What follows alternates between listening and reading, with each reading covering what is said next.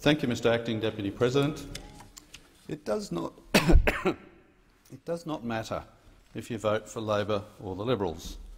Either way, you get a government that sets impossible hurdles to employing the unemployed.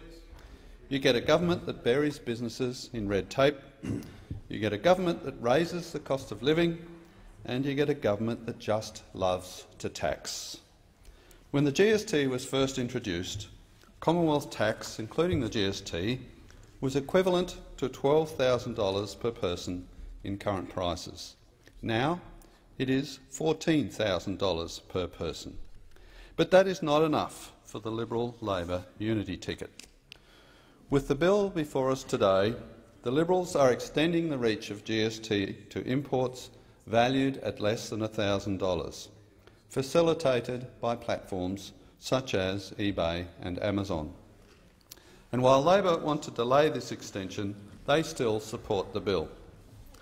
As well as raise revenue, the bill will bury platforms like eBay and Amazon in a mountain of red tape.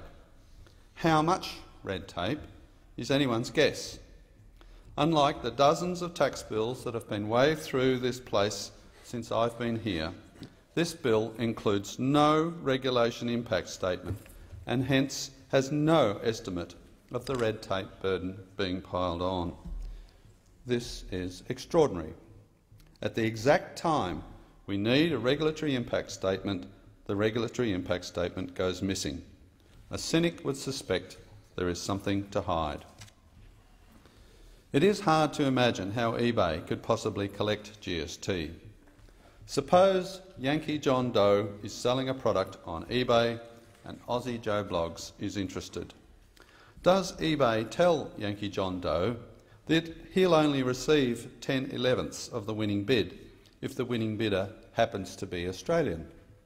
Or does eBay tell Aussie Joe Blogs that if he puts in the winning bid, he will have to pay 10% more? And how is eBay to know if what is being sold by Yankee John Doe is new or second-hand? Or do we just assume that eBay takes a 10% hit every time someone sells something to an Australian? Perhaps eBay should only sell goods to Australians that cost more than $1,000. So Border Force will be responsible for collecting the GST and not eBay.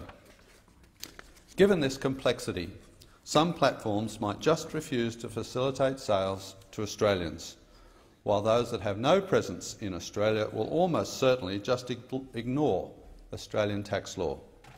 The ATO won't be able to do anything about it, and of course those platforms aren't likely to bother with payment protection or other safeguards against scams. Either way, the Australian consumer, loses.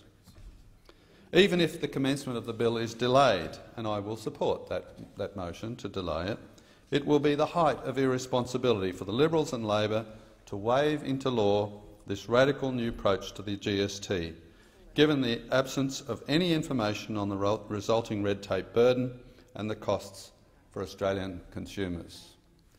To coin a phrase from a Senate colleague, please explain.